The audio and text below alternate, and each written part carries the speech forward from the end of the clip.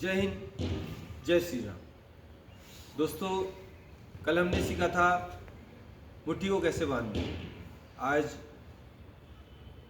मैं सिखाऊंगा आपको हमारा टारगेट एरिया क्या है, और कल सिखाऊंगा, नेक्स्ट वीडियो में सिखाऊंगा कि गार्ड पोजीशन कैसे बनाते। मैं आज गार्ड पोजीशन सिखाना था मैंने, लेकिन गार्ड पोजीशन सिखाने से पहले हमको ये पता होना चाहिए कि गार्ड का मतलब सुरक्षा होता है। हम किस चीज़ की सुरक्षा कर रहे हैं। बॉक्सिंग का टारगेट एरिया का मतलब ये है कि शरीर का वो हिस्सा जिस पर हम अपने पंच मारते हैं, कनेक्टिंग पंच मारते हैं, जिसमें स्कोर करते हैं, और जिसके लिए हम इतनी प्रैक्टिस करते हैं, डिफेंस करके काउंटर मारते हैं, हम टारगेट एरिया में मारते हैं। टारगेट एरिया के अलावा कहीं पर भी मारना फाउल होता है। बहुत से बॉक्सर आगे तक सीख जाते हैं, लेकिन उनको पूछें कि टारगेट एरिया क्या है, वो टारगेट एरिया को एक्सप्लेन नहीं कर पाते। मैं आपको बताता हूँ बॉक्सिंग का टारगेट एरिया। हाफ हेड, कानों के पीछे, कंधे, stretching line. Stretching line means ये सिलाई की लाइन, और बेल्ट लाइन। बेल्ट लाइन हमारी नाभि और हिप टॉप के बीच में जो फर्जिया लाइन बनती है, दैट्स कॉल्ड बेल्ट लाइन। हम कभी छोटे बच्चे होते हैं, हम भी बचपन में ऊपर पहनते थे अपना शॉर्ट्स, वाइट बेल्ट लाइन ऊपर होगी करके। ऐसा नहीं है। रेफरी अपने सूझबूझ से बेल्ट लाइन को खुद डिसाइड कर लेगा। ये इसके बीच में ये हमारा पूरा टारगेट एरिया है। पहले ये फोरहेड होता था, लेकिन पंच फिर बाद में अभी इसको हाफ हेड तक निर्धारित किया है। यदि आपका पंच यहाँ पर भी लगता है, आपका हेड गार्ड होता है, यहाँ पर भी लगता है, वो भी कनेक्टिंग पंच है। और यहाँ पर लग के यदि आपका सर पीछे जाता है, हो सकता है आपको नॉकडाउन करा के आपके काउंटिंग शुरू कर दी जाए। और अधिकतर होता भी है, यदि आपका सर पीछे जाता है तो आपकी काउंटिंग होती है। आप अपने अपोनेंट के पंच मार करके यदि सर पीछे को यदि उसका झटका लगता है तो रेफरी स्टॉप करके 8 तक की काउंट करता है। इस टारगेट एरिया में कुछ वीक पॉइंट्स हैं, ये हमको पता होनी चाहिए। पहला, टेम्पोरल, ये वाला हिस्सा थोड़ा कमज़ोर होता है अकॉर्डिंग यहाँ पर पंच लगने के। यदि यहाँ पर पंच लगे तो ये ज़्यादा हार्मफुल होगा।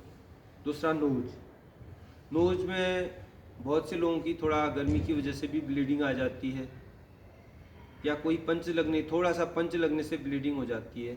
ये बहुत बड़ी वीकनेस है बॉक्सर की। आप 2 राउंड 3 राउंड अच्छा चल रहे हो, तीसरे राउंड में आपके पंच लगा और आप RSC आई हो जाते हैं, तो आप जीती हुई बाउट को लॉस कर जाते हैं। तीसरा, मेंडोल जॉ। सबसे ज़्यादा अधिकतर नॉकडाउन जॉ में लगने के कारण होते हैं। उसके बाद एडम एप्पल, ये वाला हिस्सा भी काफ़ी कमज़ोर होता है। उसके बाद सोलर फ्लेक्स, जो ये दोनों हमारी पछलियाँ हैं, ये यहाँ पर फसलियाँ जहाँ पर मिलती हैं, मंदिर जैसा आकार बनता है, इसको सोलर फ्लेक्स बोलते हैं। उसके बाद फ्लोटिंग रिब्स, ये इनको तैरती हुई पछलियाँ बोलते हैं, क्योंकि पीछे से ये जॉइंट नहीं होती, तो इसमें लगने से भी नुकसान हो सकता है। और गार्ड मतलब सुरक्षा होती है। जो हम गार्ड पोजीशन बनाते हैं, हम इन्हीं सभी चीज़ों को बचाने के लिए बनाते हैं। वैसे ये गार्ड पोजीशन है। आप इस गार्ड पोजीशन में टेम्पोरल बचता है आपका। चिन को आप डाउन करते हैं तो आपका चिन भी सेफ रहता है। कंधे को उठाने से आपका ये पूरा चिन सेफ रहता है। आपका ये गला पूरा बंद रहता है, तो ये वाला पोर्शन ऑलरेडी आपका सेफ है। और आपकी जो कोहनियाँ चिपकी रहती हैं और क्लोज रहती हैं, तो सोलर फ्लेक्स और फ्लोटिंग रिब्स का हिस्सा ऑलरेडी आपका सेफ रहता है। गार्ड पोजीशन से सीखने से पहले आपको ये पता होना चाहिए कि हम सुरक्षा किसकी कर रहे हैं।